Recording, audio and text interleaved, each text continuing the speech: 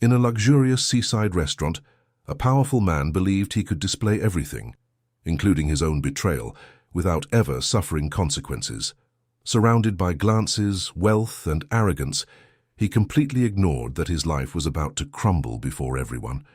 But that same night, an unexpected entrance would transform the spectacle of vanity into a silence heavy with tension and revelations.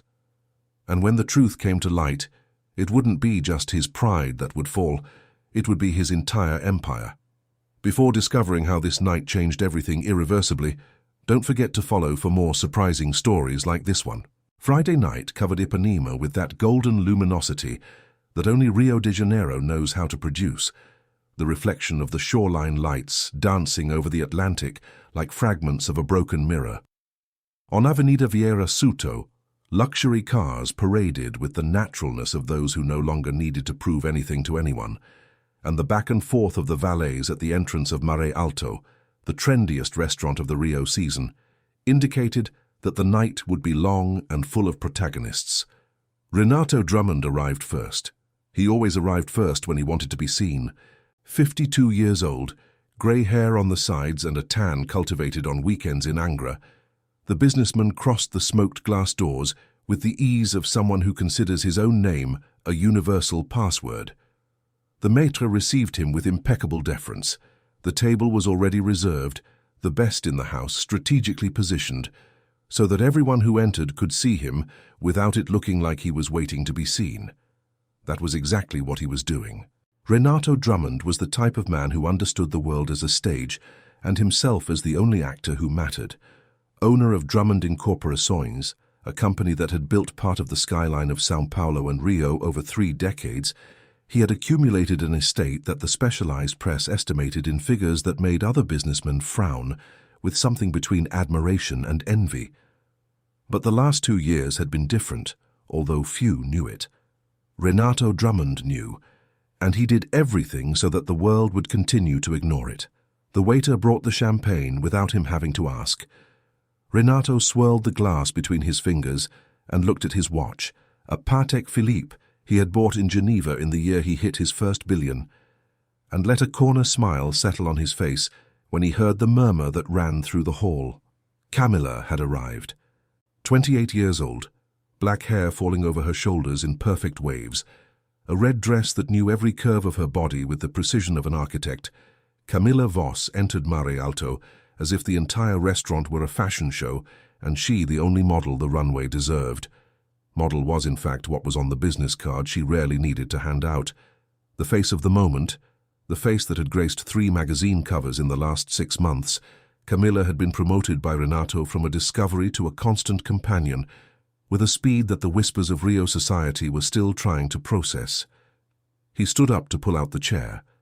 A calculated gesture, she knew. Everything about Renato Drummond was calculated.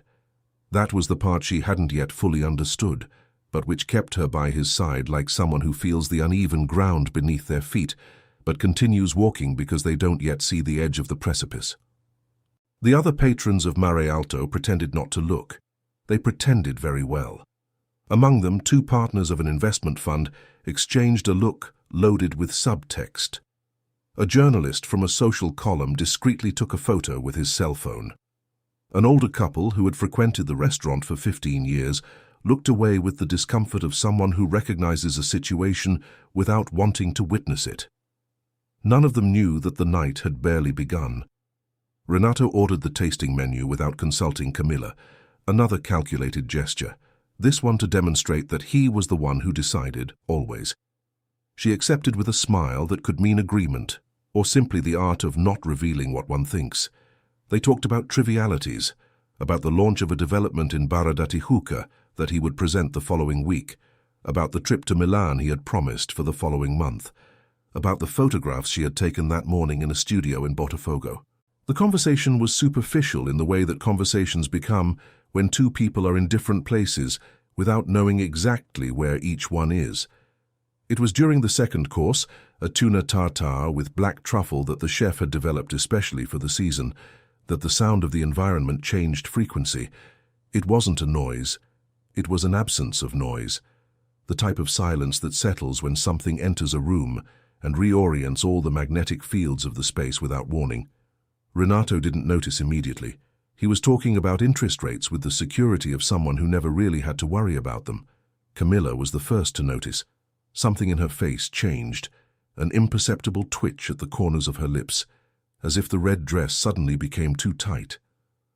Renato turned his head in the direction of her gaze. The woman who had entered Mare Alto did not arrive in a hurry or with noise. She arrived with something much more disturbing. She arrived like someone who has every right to be anywhere she chooses. 36 years old, brown hair pulled back in a bun that revealed a long and serene neck, a navy blue dress that didn't scream but asserted, Beatrice Drummond, because that was her name, and she had never stopped using it, was clearly pregnant. 6 months, maybe 7. The belly projected with that roundness that asks no permission and makes no apology. But what made Renato Drummond's heart race in an irregular rhythm was not the presence of his wife. It was the man walking beside her. Edoardo Cavalcanti, 60 years old, the sobriety of someone who doesn't need external validation to know who he is, president of the Gruppo Cavalcanti, a conglomerate that operated in civil construction, logistics and renewable energy, and which figured among the 5 largest business groups in the country.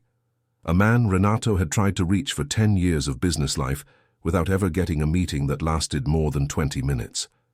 This man was entering Mare Alto beside Beatrice, as if the two had arrived together from the same direction, with the familiarity of someone who shares not just a night, but a series of conversations that Renato had not been invited to witness.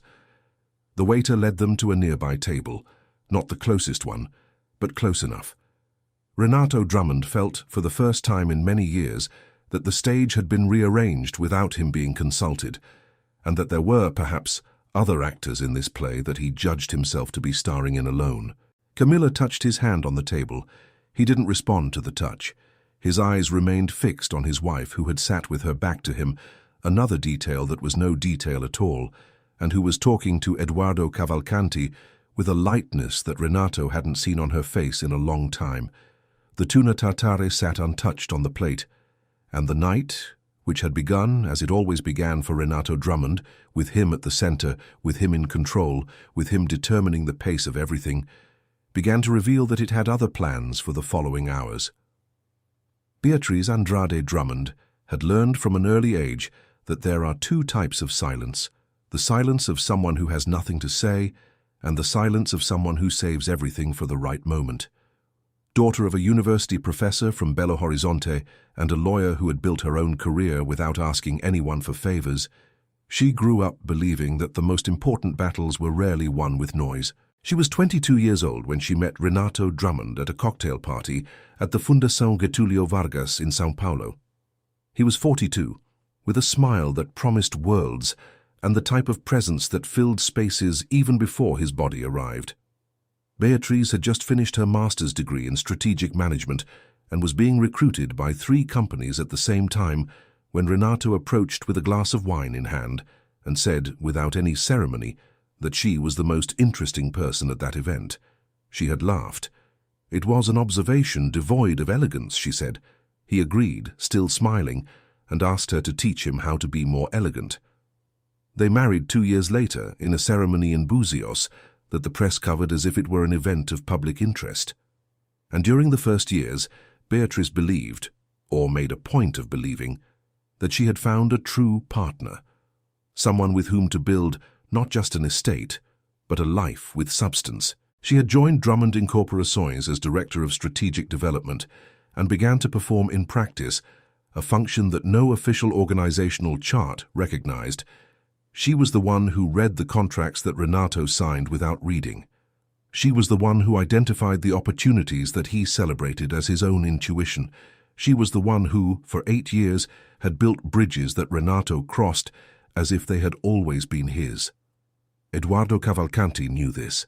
That was why, when the first signs of deterioration of Drummond Incorporações began to appear, almost 2 years ago, at that specific moment when the numbers stopped being an optimistic narrative to become a silent confession, it was Beatrice who received the phone call, not Renato.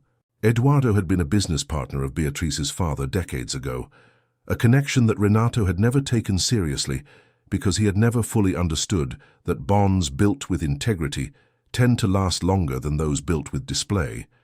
When Eduardo learned, through channels he didn't need to reveal, that Drummond was in real trouble, rolled over debts, delayed projects, dissatisfied suppliers, and a cash flow that was bleeding silently, he did what men of his stature do. He made a decision with clarity and acted with precision. He called Beatrice. Now, sitting at the table at Mare Alto with her 7-month belly resting gently against the edge of the white tablecloth, Beatrice listened to Eduardo talk about the final details with that low, firm voice he used when the situation required composure. She listened attentively, but a small and inevitable part of her attention was calibrated to the table, where she knew without needing to look that her husband was sitting. She had planned this encounter, not with a spirit of cruelty. She had spent months examining this distinction within herself, night after night, while Renato slept in other places or arrived late with the wrong perfume and the right explanation on the tip of his tongue. She had planned it because she believed that certain situations need to be ended with the same clarity with which they were started, and because there was something in that specific setting, the restaurant where Renato had asked her to be his girlfriend 14 years ago, at that very same table of Eduardo's, where Beatriz now sat by a coincidence that was no coincidence, that made the ending more legitimate. Eduardo said something that made her lower her eyes to her glass of sparkling water. She hadn't drunk alcohol for months, and this abstinence had become, without her planning it, a metaphor for everything else she had chosen to abandon in recent times, the excess, the illusion, the silent connivance with a reality that did not honor her. She nodded slightly. The documents were ready. They had been prepared by a legal team that had worked with Eduardo for years, reviewed by Beatriz personally in 3 rounds of analysis, and were only waiting for the moment to be presented. Not in an office, not in a notary's office. Here, on this night. Because Beatriz had understood after much reflection that what happens in public has a different weight than what is resolved in silence, and that this weight is sometimes necessary, not as punishment, but as a reality that cannot be denied afterward. From the other side of the hall, she felt Renato's gaze like physical pressure between her shoulder blades. She didn't turn. There was no reason to turn yet. The waiter approached to take the orders. Eduardo chose a grilled sea bass with herb oil. Beatriz ordered a mushroom risotto because it was the dish she had ordered the last time she was in that restaurant for genuine reasons more than 2 years ago, at a lunch with a friend who had tried to alert her to what was happening with the life around her, and whom Beatrice at that time was not yet ready to hear. Now she was. When the waiter moved away, Eduardo lightly placed his hand on the table, not on her hand, just on the tablecloth, a gesture of presence, not of possession, and said, "You don't have to do this today if you don't want to. The business decision is already made anyway." Beatrice looked at him with that calmness she had taken years to build, and which she sometimes confused with coldness, but which she knew was, in fact, the most honest way she had found to exist in the midst of what her life had become. "I do need to," she said. "Not for him. For me." Eduardo nodded without adding anything. That was the kind of man he was. He knew when words were less than silence. At the table in the back, Renato Drummond had stopped talking about interest rates. Camilla had noticed that he was visibly disturbed, and his disturbance disturbed her in a way she still couldn't completely name. A premonition that the night had changed nature without her being consulted, just as so many other things in her life during that period had changed without her being consulted. Renato ordered more champagne. The waiter brought it. He didn't touch the glass. And Beatrice, who had spent the last 8 months silently building what would come next, continued talking to Eduardo Cavalcanti with the tranquility of someone who knows that patience, when applied with purpose, is the most powerful form of power that exists. The night progressed. The appetizers were served. The background music continued, indifferent, and the distance between the 2 tables at Mare Alto became, with every passing minute, increasingly charged with an electricity that the other restaurant patrons could feel without knowing exactly where it came from. But that, Beatrice thought as she cut the bread without haste, was exactly how it should be. Camilla Voss had learned to read environments before learning to read people. It was a skill that the fashion world develops in women early, the ability to feel when a room changes mood, when a photographer is dissatisfied before he says a word, when a producer is about to cut your work before the decision is verbalized. This radar had been useful on runways from São Paulo to Paris. That night at Mare Alto, it was going off in a way she didn't know how to interpret. Renato was different. It wasn't just the distraction. She had seen Renato distracted before, when some negotiation required his mental attention while his body was present at a social event. It was something else. It was the quality of the distraction. The look he cast toward the other table had a different texture than his usual distractions. It wasn't the look of a man thinking about business. It was the look of a man who was being caught by something he thought he had left behind. "Do you know that woman?" Camilla asked, with the calculated naturalness of someone who knows the question will cost something but needs to be asked. Renato turned his face to her with a speed that betrayed how tense he was. "Which woman?" She didn't point. She just tilted her head slightly in the right direction. Renato paused, and in that pause Camilla read more than any answer could contain. "It's Beatrice," he said finally, with the flatness of someone pronouncing the name of a chronic pain. "My wife." Camilla said nothing for a moment. There were moments when silence is the most honest answer available, and this was one of them. She knew of Beatrice's existence in the same way one knows of the existence of a country one has never visited. Abstractly, with the vague certainty that it exists but without a real image of what it is like. Renato had never spoken about her in detail. He spoke of a marriage that had emptied out, of a relationship that had practically come to an end, of documents that were being prepared. Camilla had chosen to believe this narrative because it was simpler than the alternative. Now the alternative was sitting 30 meters away with a 7-month belly and the composure of someone who doesn't need validation from anyone. "She is pregnant," Camilla said. It wasn't a question. "Yes." More silence. The kind that isn't empty, but dense, full of unspoken things that both knew, but neither was ready to name out loud at that moment. Renato finally picked up the champagne glass and drank in a way that had nothing celebratory about it. Then he set the glass down with more force than he intended, and the discreet sound caught the attention of the couple at the neighboring table, who looked away with the discretion of those who don't want to get involved but already are. "Who is the man with her?" Camilla asked, because her radar had identified that the man beside Beatrice was a central part of what was disturbing Renato, perhaps even more than the presence of his wife. Renato ran his fingers along the edge of the glass in a gesture she had learned to recognize as a sign of real discomfort, not the performative discomfort he used in negotiations to gain sympathy, but the genuine discomfort that escaped when he let his guard down without realizing it.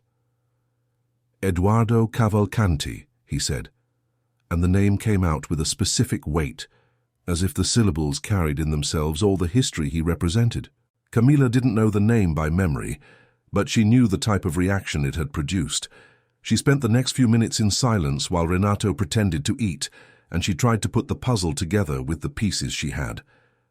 What made Edoardo Cavalcanti so disturbing was not apparent to her, but it was apparent to anyone who understood the Brazilian real estate market.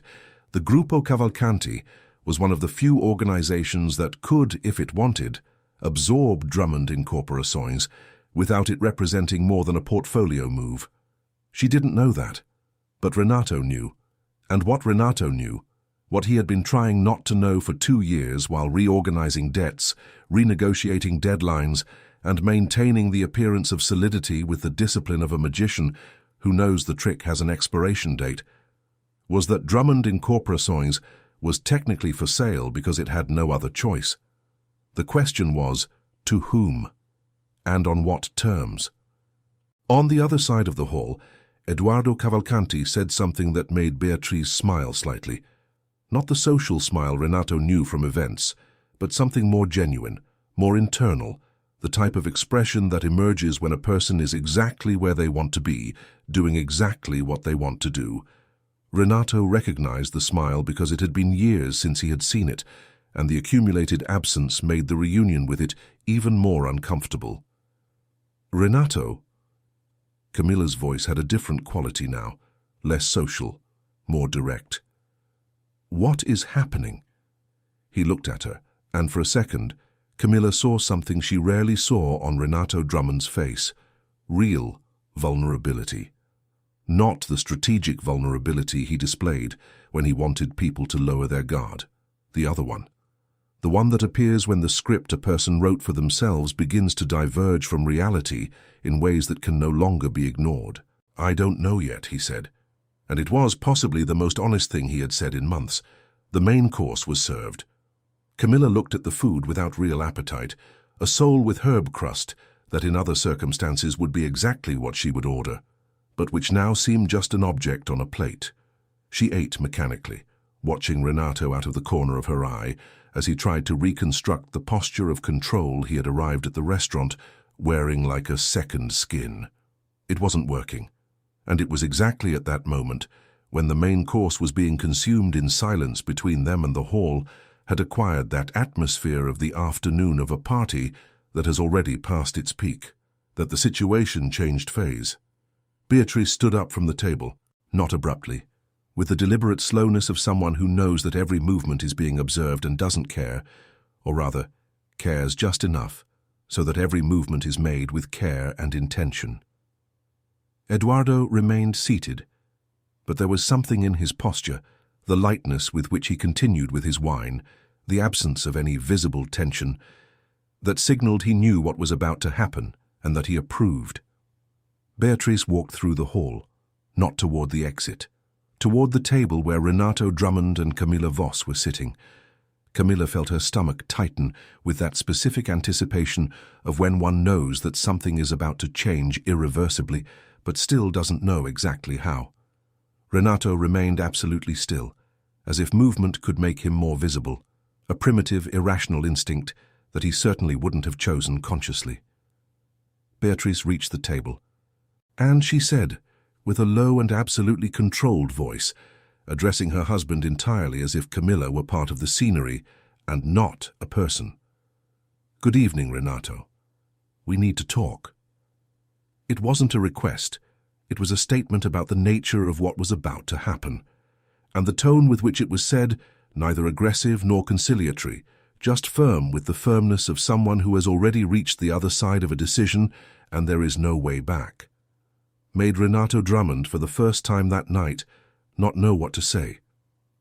The silence that settled in those 3 seconds between Beatrice's sentence and any response Renato could formulate was, for everyone who witnessed it, and there were too many eyes in the hall at that moment pretending not to look, the most eloquent silence of the night.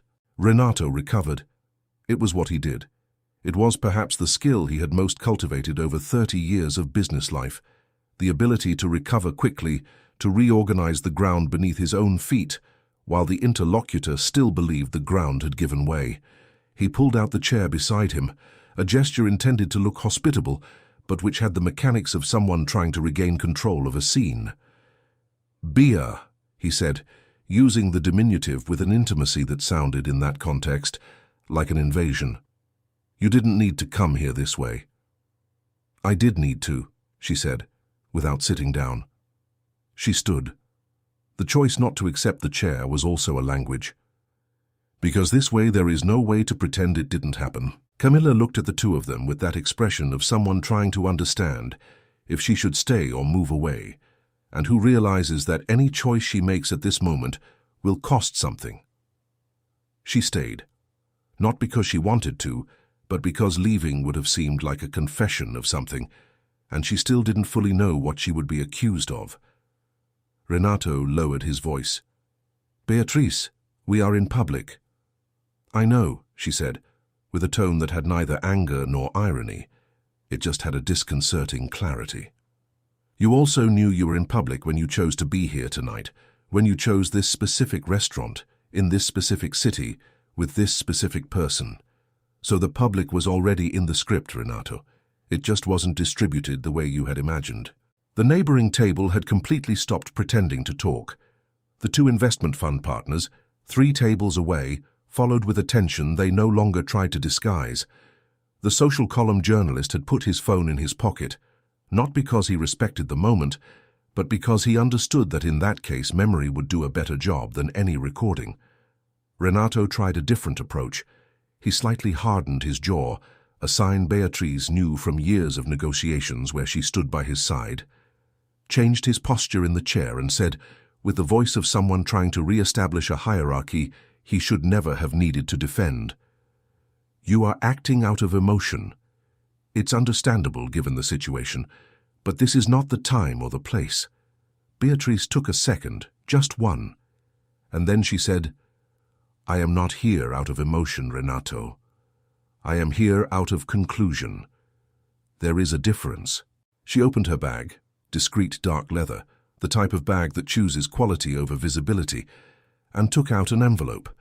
She didn't hand it over immediately. She held it between her fingers with the naturalness of someone carrying a common object and said, "For 2 years I managed in silence what you were doing with the company. Not because I didn't know. I knew from the beginning. I knew when you started rolling the debts of Torre Ipanema with the cash from Lapa. I knew when the supplier from Barra filed the extrajudicial notification that you asked the legal department to pigeonhole. I knew when the construction company from Niterói started delaying the transfers and you represented the numbers with a margin that didn't exist." Renato remained completely still. "I knew," Beatrice continued, still without raising her tone, "and I chose not to act at that moment because I still believed you were going to understand on your own what you were building or destroying. But you didn't understand, and you continued. And while you continued with the company, you also continued with other things that I won't name here, because they are not relevant to what needs to be resolved." The silence in the hall had acquired an almost tangible quality. The chef had come out of the kitchen, not ostentatiously, but he was standing near the kitchen entrance, and someone would later describe that he looked like a spectator who understood he was watching something he would hardly see again.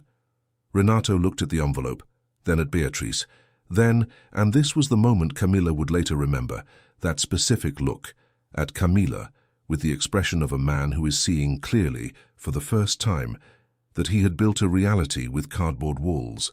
"What is in this envelope?" he asked. His voice had lost the texture of control. It was flat now, almost without inflection. "Part of what needs to be there," Beatrice said. "The rest is with Eduardo." As if the name were a cue, because it was, Eduardo Cavalcanti stood up from the table with the serenity of someone who is in no hurry because time is already in his favor. He walked the 12 meters that separated the two tables with the physical solidity of someone who has spent decades learning that real presence needs no adornments. He reached Beatrice's side and greeted Renato with a nod that had all the courtesy and none of the camaraderie. "Renato," Eduardo said. It wasn't a greeting. It was just the acknowledgement that they were in the same space. "Eduardo." Renato had stood up too, social survival instinct, the need not to be below in a confrontation, even when the confrontation was already lost. "I didn't know you knew my wife." "I have known Beatrice longer than you imagine," Eduardo said without triumph in his voice, just with the neutral weight of facts. "Our fathers worked together for 20 years. What I didn't know was that you didn't know." Renato turned his face to Beatrice. There was a question in that look that he couldn't transform into words in time. Beatrice answered before he asked, "I never hid it. You never asked. There were many things about me you never asked, Renato, because you were always too busy with things about you." Eduardo placed on the table, with the specific care of someone handling documents that represent months of work, a thin, dark leather folder. He opened it with precise movements and spoke again, with the professional register of someone who has completely separated the personal plane from what he was about to reveal. The acquisition was concluded this afternoon. The creditors accepted the terms, the guarantees were transferred, and the incorporation process is legally formalized. Drummond Incorporações becomes part of Grupo Cavalcanti as of this date. Camilla heard the words without fully understanding what they meant in practical terms, but she understood enough. And what she understood was that Renato Drummond, the man with whom she had spent the last 11 months believing she was building something, had just discovered that the company he considered the core of his own identity no longer belonged to him. Renato looked at the documents with the expression of a man who is rereading a page for the 3rd time, and whose meaning continues to escape, not because the words are difficult, but because the reality they describe is too different from the one he believed he was living in. He reached out his hand to the folder, a reflex, the instinct of someone who has spent decades verifying papers before believing in anything, and Eduardo didn't withdraw it. He let him take it, flip through it, find on the pages what he needed to find to transform the information from abstract to undeniable. There were names there that Renato knew, names of creditors with whom he had negotiated personally, who had hinted at the possibility of renewing deadlines and who, visibly, had opted for another path. There was the signature of his own lawyer on one of the notifications, which meant that the communication had been made within legal rights, that there was no way to question the process without first having something concrete to question, and that any attempt at contestation would take time that would produce in the end the same result. He closed the folder. He returned it to Eduardo without saying anything.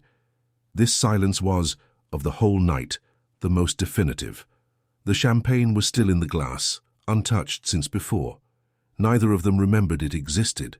What happens to a man when he realizes in a single instant that the two columns upon which he had built his identity, business power and the narrative of himself as someone in control, were removed simultaneously? Renato Drummond stood beside the table for perhaps 10 seconds that seemed to everyone present, and certainly to him, much longer than that. Then he sat down. It wasn't a conscious capitulation. It was the body deciding what the mind had not yet processed, that there was no longer a position of advantage to occupy, that the physical space standing beside the table had become a stage without a script, and that sitting was simply the only option that didn't make things worse at that specific moment. Camilla stayed by his side, but there was something different now in the way she occupied the space, a slight retreat, almost imperceptible, like when someone realizes that the structure they were leaning on is not as solid as it seemed, and instinctively seeks their own balance. She said nothing. There was nothing to say that wouldn't make the situation worse on one side or the other. Beatrice remained standing. She still held the envelope.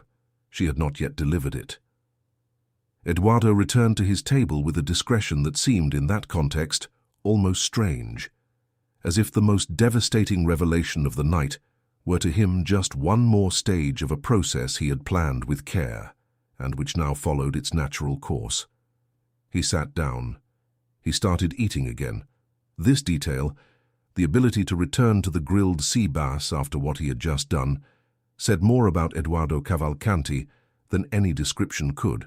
Beatrice looked at Renato for a long moment. There was in that look, and the two partners of the fund who still followed the scene from their table described it later in different but converging ways, a mix of things that don't easily combine. There was genuine sadness, not the performative type of victimization, but the quiet sadness of someone who recognizes that something that could have been different was not. There was also an absolutely clear determination, without anger, without thirst for anything that wasn't closure. "I'm going to leave this with you," said Beatrice, placing the envelope on the table. She didn't throw it. She placed it with the care of someone who treats important documents with the respect they deserve, even if the content is the end of a 14-year marriage. "These are the divorce papers. They are already signed on my part. You have 15 days to respond to your lawyer. I already sent the notification to his office early today." Renato looked at the envelope, then at her. There was a question forming. Camilla could see the mechanics of it building in his face, the attempt to find some lever, some angle that had not yet been considered, some way to reposition that conversation on more favorable ground. But Beatrice had anticipated this. She had anticipated it because she had spent 14 years learning how Renato thought, how he built his arguments, where he looked for support points to renegotiate what he thought needed renegotiation. "There is nothing to discuss tonight," she said before he opened his mouth. "The asset division has already been calculated by the lawyers of both parties. You will find everything reasonable. I made sure it was reasonable because I'm not here to destroy you. I never was. I'm only here to end what already ended in practice a long time ago." And then, for the first time since she had arrived at the table, Beatrice looked at Camilla, not with hostility, not with judgment, with something more disconcerting than any of those emotions, with a kind of recognition, as if she saw in the young woman before her not an adversary, but a person who, like she herself had been at some point in the past, was in a place she didn't yet fully understand. "Good luck," Beatrice said, addressing Camilla with a serenity that the model took a few hours to process, and which, when she did process it, she understood as the most generous and most disturbing gesture someone had made for her in a long time. After that, Beatrice turned away. She didn't look back. She walked toward Eduardo's table with the same ease with which she had entered the restaurant, and when she sat down again, the maître discreetly approached to ask if they were ready for dessert. Eduardo said yes. Beatrice did too. At the other table, Renato Drummond stayed looking at the white envelope on the immaculate tablecloth of Mare Alto for a time that none of the waiters knew how to specify later. Some said 2 minutes, others 5. The fact is that the champagne cooled completely and no one called to refill it. Camilla lightly touched his arm. "Renato." He turned his face to her with the eyes of someone who just went through something he hasn't yet named and which will likely take time to name. There was, in that look, the absence of many things she had associated with him, the confidence, the quickness, that texture of someone who moves through the world, convinced that the world is arranged in a way that favors him. "We need to go," he said. It wasn't a suggestion. It was the only sentence he had found that ended that chapter without requiring him to say anything true about what he was feeling, something for which, honestly, he had no words available at that moment. Camilla asked for the check. The waiter brought it with the professional discretion of someone who understands that sometimes the greatest service one can provide is doing things without them needing to be explained. Renato signed without looking at the amount. Another time when this gesture would have seemed like power, now it seemed only like an absence of attention. They left. The valet brought the car. Renato got into the passenger seat, which hadn't happened in years. He always drove or insisted on driving, as if the steering wheel were an extension of his own authority. Camilla took the keys without comment. Inside Mare Alto, the night continued. The conversations resumed their usual rhythms with that speed that social spaces have to recompose themselves after a rupture. Gradually, with discretion, until the surface seems smooth again, even though everyone knows what happened beneath it. At Eduardo's table, dessert arrived. A chocolate fondant with vanilla ice cream, which Beatrice looked at for a moment with a quiet smile before picking up the spoon. Eduardo said something in a low voice. She answered. They were two people in a real conversation, with the slowed-down pace of those who no longer need to prove anything to anyone that night. But the night, Beatrice knew this, Eduardo knew, and in a way everyone who had watched the scene sensed, had not yet said everything it had to say. Outside on the sidewalk, still warmed by the Rio summer, Camilla stood for a moment before getting into the car, looking at the shoreline lights, without focusing on any of them specifically. The beach wind brought the smell of the sea with that mixture of salt and distance that sometimes, when life is at a turning point, seems to say something that words cannot. She didn't yet know what to do with everything she had witnessed. She only knew that there were questions that could not be postponed for much longer, and that some of them were about herself, not about Renato. About what she had chosen, about what she had ignored in order to be able to choose, about the kind of clarity that becomes impossible to undo after it appears. She got into the car, she started the engine, and the two of them set off along Vieira Soto toward a silence that would be, in the following days, much harder to manage than any open conflict. The days that followed that night at Mare Alto moved with the specific slowness of periods when much has already happened, but the consequences are still being absorbed.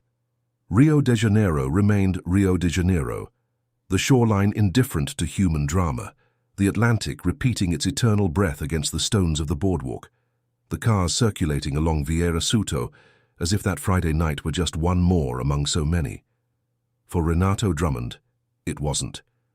He spent the weekend in the Ipanema apartment he had bought 7 years ago as a gift to himself. 16 floors with an ocean view, a marble balcony that had never seemed small until that Saturday, when he stayed on it for 3 hours without being able to formulate a complete thought. Camilla had left on Friday night, shortly after they arrived from the restaurant, Not with drama, not with door slamming. It was with that resolved quietness of someone who made a decision in silence and is just fulfilling what they decided. She said she needed time to think. Renato didn't answer. There were, at that moment, many questions that needed answers before any conversation about the future made sense. Early Monday morning, he called Antonio Ferreira, the lawyer he had worked with for 22 years.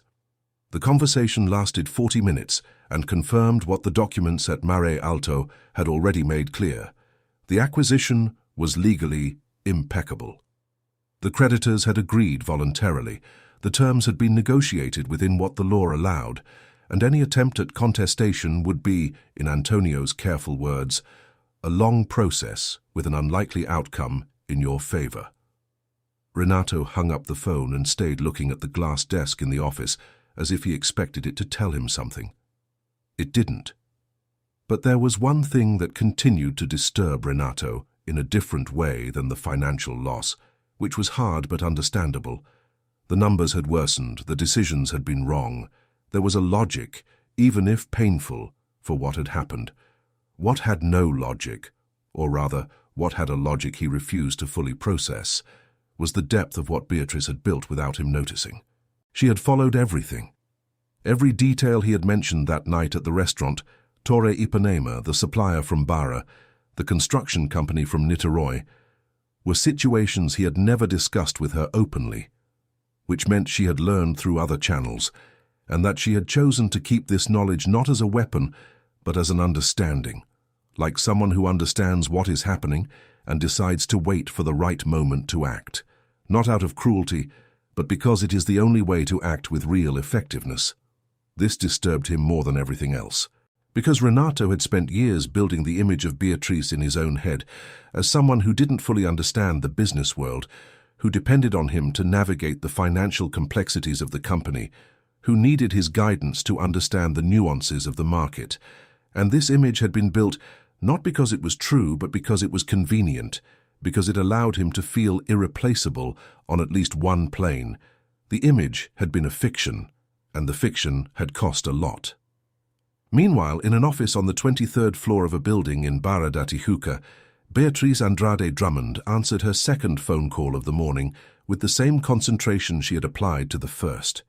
The office was temporary. She had rented it 3 months ago with the discretion of someone who doesn't want the change to be noticed before it is consolidated. A clean desk, a comfortable chair, a window with a view of the lagoon. Sufficient for what needed to be done.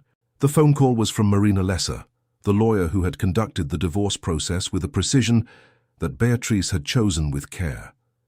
Marina confirmed that the notification had reached Antonio Ferreira's office that morning and that the deadlines began to run from there. Beatrice thanked her, hung up, and stayed for a moment with her hand on the phone. 14 years. That was the weight that still existed, which she didn't try to deny. It wasn't the weight of what she had lost, because what she had lost had deteriorated gradually for years, and she had had time to process that process while it happened, night after night, decision after decision that Renato had taken toward himself and away from anything she represented. It was the weight of time itself, 14 years of life, of choices, of energy, of a version of herself that had existed within that relationship and that now needed to find a new format. But she had started that process too. She had started much earlier than Renato imagined. The phone rang again. It was Eduardo. "How are you?" he asked, and the question had the quality of questions asked by people who really want to know the answer. "Well," said Beatrice, "lighter than I expected." Eduardo made a pause that she correctly interpreted as satisfaction. "Good, because we need to talk about Thursday's meeting." Thursday, the first formal integration meeting between the Drummond and Gruppo Cavalcanti teams. Beatrice had requested to be present, not as a spouse, not as a decorative figure, but as a professional who knew the projects, the contracts, the teams, and the structural weaknesses of Drummond better than anyone who would participate at that table. Eduardo had agreed without hesitation, and he had said something that she still carried, not with vain pride, but with the discreet satisfaction of someone who is finally seen for what they always were. You should have been at this table 10 years ago. She had said that perhaps she was. That perhaps in ways that didn't appear on organizational charts, she had always been. At that same time, on the other side of the city, Camilla Voss was sitting in a cafe in Botafogo with her agent Vera Alcantara, a 55-year-old woman who had built the careers of dozens of models with the pragmatic competence of someone who has no time for sentimental narratives that lead to no useful place. You needed to cut this cord months ago, said Vera without preamble, because she was exactly the type of person who doesn't use preambles when the subject is obvious. Camilla looked at the coffee without drinking. I know. He used your image to build a social reputation that his businesses no longer sustained. You were a credibility accessory. Vera said this with the neutrality of a medical diagnosis. I'm not saying you knew. I'm saying you needed to know. Camilla looked up. There was something that had been circulating in her head since Friday night, since the moment Beatrice had looked at her with that expression of recognition and said, "Good luck," with a serenity that continued reverberating in ways she couldn't completely explain. There was something in that moment that had touched her in a way different from anything else that night. It wasn't condescending compassion. It was genuine. And it was, perhaps, the most honest thing someone had said to her in a long time, even if it was just 2 words. "Vera," she said, "do you think I would need a relaunch?" Vera studied her for a moment with the professional eyes of someone who calculates angles before answering anything. Then she said, "I think you never needed a launch. I think you never presented yourself to the market as yourself." It was the truth. And it was, at the same time, the beginning of a much larger question that Camilla knew would take time to answer. About who she was when she wasn't being observed, about what she wanted when she wasn't building an image of what to want. Questions that the night at Mare Alto had inaugurated without warning and that now could not be closed without first being completely opened. The coffee cooled. Vera ordered another, and the conversation continued, with the seriousness of 2 people who were finally talking about what needed to be talked about. Thursday's meeting took place on the 28th floor of the Gruppo Cavalcanti headquarters building in Barra da Tijuca, in a conference room that had the elegant austerity of spaces designed for real decisions, without unnecessary ornaments, with a solid wood table that had been bought by Eduardo 20 years ago from an artisanal manufacturer in the interior of Minas, and which now supported reports, contracts, and the attention of 10 professionals who represented 2 business universes about to become one. Beatrice arrived last, which was not by carelessness. She had learned over the years that there is a difference between arriving early to show anxiety and arriving punctually to show presence. She entered with the folder under her arm and the secure step of someone who knows the territory, because she did, in fact, know it better than anyone else in the room. The directors of Gruppo Cavalcanti she had met in informal preparatory meetings that Eduardo had arranged in the previous weeks. From the Drummond team there were 3 faces: Marcos Souza, the financial director, who knew her from years of living together and who greeted her with the type of handshake that carries in itself an implicit apology; Fernanda Alves, the project manager, who had been hired by Beatrice herself 2 years earlier, and who hugged her quickly with a discretion that was, in itself, a declaration of loyalty; and Otavio Ribeiro, the legal director, whom Renato had been the one to hire, and whose greeting had the rigidity of someone who still doesn't know exactly where they stand. Eduardo presided over the meeting with the efficiency of someone who respects everyone's time at the table. He presented the terms of the integration, the projects that would be maintained, those that would be re-evaluated, and the criteria by which this re-evaluation would be made. Then, without ceremony and without prelude, he said, "Beatriz Andrade will assume the strategic coordination of the integration. She knows the projects, the teams, and the commitments better than anyone here. This is the most obvious operational decision we could make, and we made it." Marcos Souza did not react with surprise. He had, on some level, expected this. Fernanda Alves looked at Beatriz with a quick smile that contained genuine satisfaction. Otavio Ribeiro made the expression of someone who is quickly processing the political implications of information and deciding which face to present it with. Beatriz opened the folder and began to talk. What the directors of Gruppo Cavalcanti discovered in those next 2 hours was something Eduardo had already sensed since the first conversations he had had with her. That Beatriz Andrade was not just someone who had been close to Drummond's business.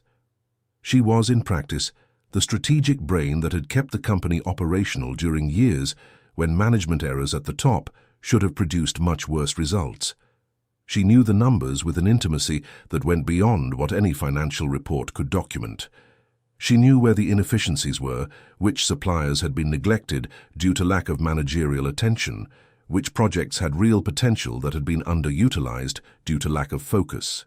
When she finished her presentation, 72 minutes without notes, with the clarity of someone who doesn't need support to communicate what they already understand deeply. The silence that followed was the silence of people who were revising what they thought they knew about a situation. Eduardo said only, "Questions." There were questions. Good questions, most of them, and Beatriz answered each one with the precision without arrogance of someone who understands that knowledge doesn't need performance to be recognized. That same day, at 3 in the afternoon, Renato Drummond was sitting before Antonio Ferreira in the office in Barra, reviewing the terms of the asset division Beatriz had proposed. The documents were, as she had said at Mare Alto, reasonable. More than reasonable, in fact. There was a generosity there that Renato had not expected, and which in a way disturbed him more than a more aggressive division would have disturbed him, because the generosity confirmed what he had been reluctant to accept, that Beatriz was not acting out of resentment. She was acting out of clarity, and clarity is, of all the postures a person can adopt toward another, the most difficult to refute. "You can accept," said Antonio, with the professional neutrality of someone who stopped having personal opinions about the cases he manages at least a decade ago. "They are fair terms." "I know," said Renato. He stayed in silence for a moment, that Antonio respected without filling. "She always knew," said Renato then, not as an accusation. He had passed the accusation phase during the weekend and had reached the more uncomfortable phase, which is understanding. "Everything I was hiding, everything I thought I was managing alone, she knew." Antonio nodded with the moderation of someone confirming something obvious without making it a judgment. "What I don't know," Renato continued, "is what that says about all the years we spent together." It was a question Antonio had no instruments to answer, and both knew it. It was a question that belonged to another domain entirely, not the legal, not the financial, but the hardest territory of all, the one where human beings need to look at themselves and find the answers that no lawyer can provide.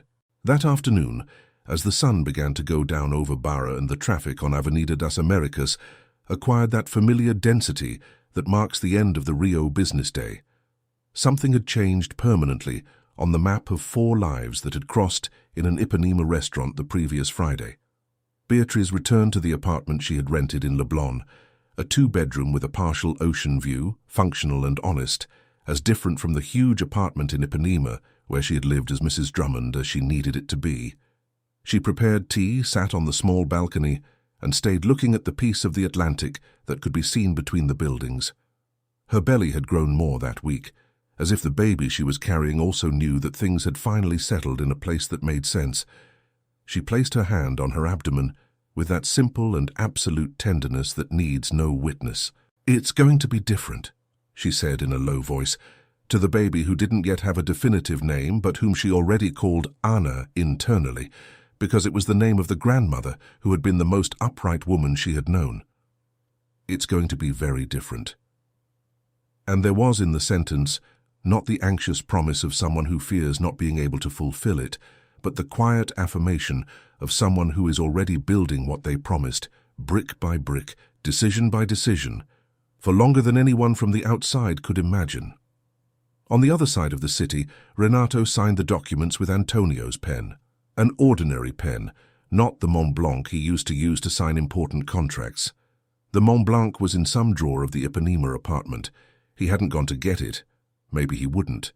And as Antonio's pen slid over the paper, something that had lasted 14 years ended in a formal way what had already ended in a real way a much longer time ago. 3 weeks after Mare Alto, Rio de Janeiro woke up with news that circulated through real estate market groups, with the speed that only truly surprising information can achieve. Gruppo Cavalcanti had announced the complete restructuring of the projects acquired from Drummond Incorporações, with a relaunch plan that included the appointment of a new strategic director, whose name, Beatriz Andrade, was not completely unknown to those who had attended industry events, but who had never appeared prominently in the spotlights that from that moment on would frame her. The press note was direct and without flourishes, as Eduardo had asked it to be. It described the scope of the function, mentioned Beatriz's professional credentials with the precision of someone who doesn't need to inflate their resume because the facts speak for themselves, and stated that the integration of the projects would be conducted with a renewed look at the communities and deadlines that had been compromised during the previous management.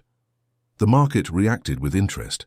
The specialized press reacted with that mixture of analysis and narration that characterizes business journalism when a story has enough human elements to justify going beyond the numbers. Some columns mentioned, with the discretion the situation required, the connection between the new director and the former owner of the company. Beatriz gave no statements on this aspect. There was nothing to declare that the facts themselves did not make clear. Renato read the note on his phone, sitting in the cafe below his apartment in Ipanema, at 7 in the morning on a Wednesday that promised to be one more in the slow process of rebuilding a routine that had become his main occupation in recent weeks. He reread it twice. He put the phone down.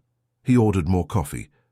There was something in it, in the formality of the announcement, in the exactness with which it described skills he had been beside for years without ever framing with this clarity, that produced in him an emotion that took time to name.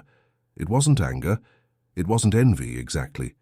It was something more complex and less comfortable, the belated recognition that he had been beside someone extraordinary and had opted systematically not to see. That was the hardest part, not the financial loss, which he had understood as a consequence of his own choices and with which he was, with difficulty but with honesty, making peace. It was this, the recognition that the limitation had been his, not hers, that Beatriz had always been who she was, and that the problem had not been in her. He let the coffee cool again. It was becoming a habit. On the same morning, but at a completely different pace, Beatriz was in her temporary office in Barra when Fernanda Alves knocked on the door with the expression of someone who has good news, but is containing the enthusiasm out of professionalism. "The supplier from Niterói accepted to resume," said Fernanda. "The new terms were accepted. They will restart in 15 days. Beatriz nodded with the moderate satisfaction of someone who is used to solving problems and doesn't need to transform every solution into celebration. "And the Barra condominium? Meeting tomorrow at 10. They want guarantees about the schedule. They will have them. Send the revised protocol this afternoon." Beatriz made a note, then looked at Fernanda. "How is the team?" Fernanda considered the question carefully. "Relieved," she said finally. "There are people who have worked here for 8 years who didn't know what they were doing anymore. Now they know." She paused. "It makes a difference when you are here." Beatriz didn't answer immediately. There was in this observation, simple, direct, said by a woman she genuinely liked, something she received with the care with which one receives true things, without discarding them for false modesty, without exaggerating them for vanity, but keeping them with the exactness of a value one knows to be real. "Thank you, Fernanda," she said. "Let's work." But the revelation that the night still held, the last of the many surprises those 3 weeks had produced, came from a direction no one had completely anticipated. It was Camilla Voss who called. Beatriz saw the name on the cell phone screen and stayed looking at it for 2 rings before answering, not out of emotional hesitation, but out of the genuine curiosity of someone who had not foreseen that contact, and who wonders, with real openness, what it means. "Beatriz," said Camilla, with a voice that had the quality of someone who is doing something difficult but necessary. "I know you have no obligation to talk to me." "I have no obligation to anything," said Beatriz, with a neutrality that wasn't cold. "But I'm listening." There was a 3-second pause that Beatriz didn't fill, because she knew that sometimes silence is the gentlest way to give space. "I wanted to say that I didn't know," said Camilla, "about the company, about what was happening, about what he was hiding. A smaller pause. It's not an excuse. I should have paid more attention. But I didn't know. Beatrice heard this and recognized the honesty of what was being said, not the kind of honesty that asks for absolution, but the kind that exists on its own, that requires no answer to be valid. I know you didn't know, Camilla, she said. I never thought you knew.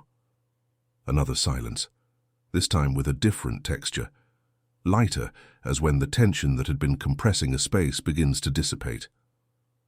I'm thinking of changing direction, said Camilla. In work, I mean. I've been talking to my agent about doing other things. I don't quite know what yet. It's okay not to know quite what yet, said Beatrice. That usually precedes the best decisions. Camilla made a sound that was almost a laugh, not the social laugh of someone performing lightness, but the involuntary laugh of someone who hears something they recognize as truth before having time to build a defense against it. You could have been much more cruel to me that night, said Camilla. I could, agreed Beatrice, but cruel for what? You weren't my problem. You were a person who was in a place that didn't honor you. That I know. There was in this sentence a generosity that Camilla took days to process completely. The implicit admission that Beatrice had also been in a place that didn't honor her, that she had recognized in the young model something of a mirror, and that she had chosen, with that consistency that defined everything she did, to act from the best version of herself, even when no one was measuring. The conversation lasted 10 more minutes. It didn't resolve anything between them. There was nothing to resolve because there had never been a real conflict, just a misunderstanding that life had created, and that life, with a bit of honesty from both sides, was undoing. When they hung up, there was between them the vague but real possibility that perhaps in some future not yet drawn, two paths that had crossed in such a strange way could cross again in a way that made sense for both. It was little, but it was honest. And honest, Beatrice had learned, is always enough to begin. That afternoon, upon closing the temporary office for the last time, she had found a permanent space at Gruppo Cavalcanti, which would be formalized the following week. Beatrice stopped at the door for a moment and looked at the empty space with that specific satisfaction of someone who recognizes that a transition period fulfilled its purpose. She was ready for what came next. Not because what had been left behind no longer hurt. Some things hurt for longer than we would like, and that is simply what it means to have lived for real. But she was ready because there was, finally, the feeling that the ground beneath her feet was real. It was hers, and it was exactly the size of the step she was about to take. 2 months after the night at Mare Alto, Rio de Janeiro was in September. That Rio September that still holds winter heat in the mornings and promises summer in the afternoons, when the city seems to be in the process of deciding who it will be in the next season. It was a Wednesday morning when Beatriz Andrade entered the office that Gruppo Cavalcanti had prepared for her on the 23rd floor for the first time, this time as a permanent address with her name on the glass plate beside the door. Strategic Director of Integration and New Projects, Beatriz Andrade. She stopped for a moment before the plate, not because she needed to and she knew the position she had helped define its scope, but because there are moments when it is necessary to let reality settle with proper attention before moving on. The plate was a fact, a small material fact that represented something that took years to become possible, not because the world was against her, but because she had invested time and energy in a direction that was not hers, and had needed a series of painful events to understand that redirection was necessary. She entered. She placed the folder on the desk. She sat down. Through the window, the Jacarepagua lagoon shone with the lightness of September mornings. Beatrice placed her hand on her abdomen. The baby had moved that morning with that specific energy of the last months of gestation, as if she too felt that things were in the right place. There were still 6 weeks until the expected birth, 6 weeks of intense work, of projects to resume, of teams to reorganize, of promises to fulfill with the residents of the developments that Drummond had left in limbo. There was much to do, and Beatriz Andrade, for the first time in many years, had exactly the space necessary to do it. The revelation that those weeks had produced, and which continued to unfold behind the scenes of the Rio real estate market, was more subtle than the acquisition itself, or the divorce, or any of the events of the night at Mare Alto. It was that Beatrice had been for years the invisible structural beam of a company that the market had attributed entirely to her husband, and that when this beam repositioned itself, it didn't disappear, it just repositioned itself, the structure that depended on it had revealed its real fragility, while the beam itself had found a place where its function was finally recognized and named. Fernanda Alves knocked on the door at 8:45, 5 minutes before the first meeting of the day.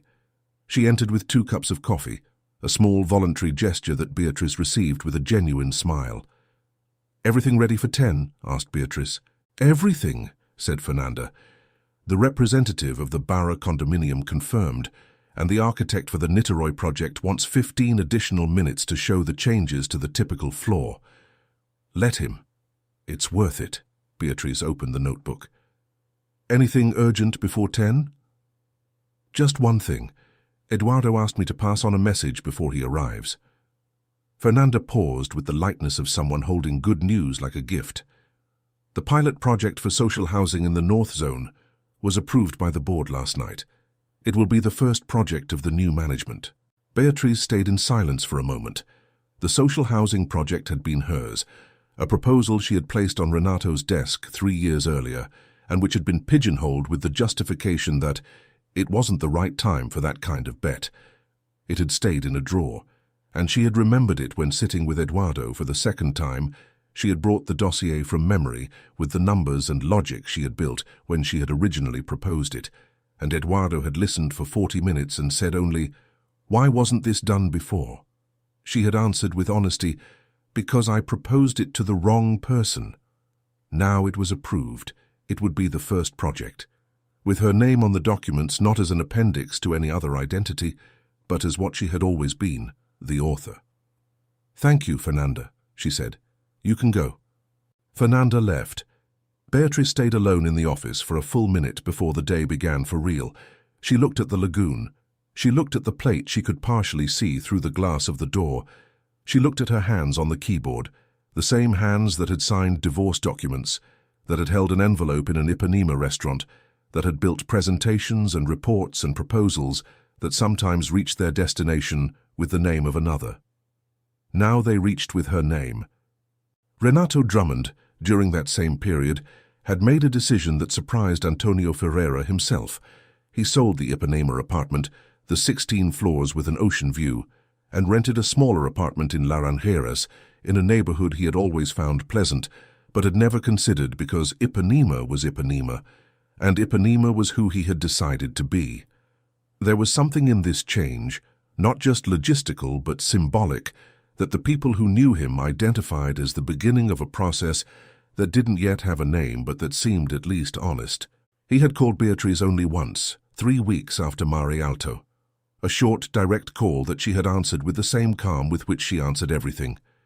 He had said he wanted her to know that he had understood. Not everything, not all at once, but enough to recognize that the years they had spent together had been real, and that the responsibility for what had collapsed was primarily his.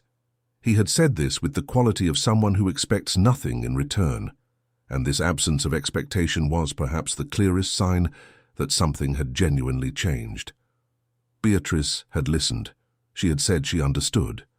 And she had said, with the honesty that was the only language she was interested in using at that point in her life, "I hope you find what you were looking for when you stopped looking in the right place." The sentence had accompanied him for days. It continued to. Camilla Voss, in that same September, appeared on the cover of a craft cooking magazine for which she had done a photo shoot on her own initiative, without an agency, without a big contract, out of curiosity and will. The photograph was simple. She in an apron in a real kitchen, with flour on her hands and a smile that Vera Alcantara, when she saw it, recognized immediately as the smile of someone who is being herself for the first time in a long time. Camilla had started studying confectionery. She had bought a small apartment in Santa Teresa, with part of the savings she had accumulated, and which she had protected with the discreet competence of someone who had learned early on not to depend on anyone for her balance. She was finding what she was looking for, in an unplanned but real way. And Mare Alto, in that September, opened a new season with a different menu and a hall that had been discreetly renovated during August. The maître remained the same. The table in the back where Renato had sat that Friday night had been replaced by one of a different shape, an operational change, unrelated to what had happened there, or perhaps not. The maître never commented. The regular patrons returned. New patrons arrived. The life of the restaurant continued with the elegant indifference that good restaurants have, that capacity to be the setting for infinite human dramas without ever losing the composure of those who exist to offer a good meal and nothing more. But there was among those who had been there that night, those who had pretended not to see, those who had seen without pretending, the waiters who had served dishes that remained untouched and champagne that had cooled, a shared memory that resurfaced now and then in conversations. The night a pregnant woman entered with the posture of someone who has every right to be anywhere. The night a man who had built the stage discovered he wasn't the only actor. The night the silence said more than any word would have managed. In those stories, as in all true stories, there were no complete villains or perfect heroes. There were people who had made choices, some deliberate, some by inertia, some out of fear, and who were, each in their own way, learning to live with what those choices had produced and to build something more honest with what remained. And on that Wednesday in September, on the 23rd floor of a building overlooking the Jacarepagua lagoon, Beatriz Andrade opened the first file of the day with the quiet calm of someone who has finally reached the right place. End of story. Dear listeners, the story of Beatriz, Renato, Eduardo, and Camila has come to an end, but what it leaves us remains. Sometimes what seems like a fall is just the moment when the truth finally tires of waiting. If this narrative touched something in you, if you recognized in these characters something of what you have lived or witnessed, leave in the comments what marked you the most. Your comment is what tells us it is worth continuing to tell stories like this. Subscribe to the channel and turn on the bell so you don't miss the next episodes, because we still have much more to share about dignity, choices, and the silences that sometimes say more than any speech. Like the video if this story stayed with you. And until next time, where life, as always, reserves more than any script could anticipate.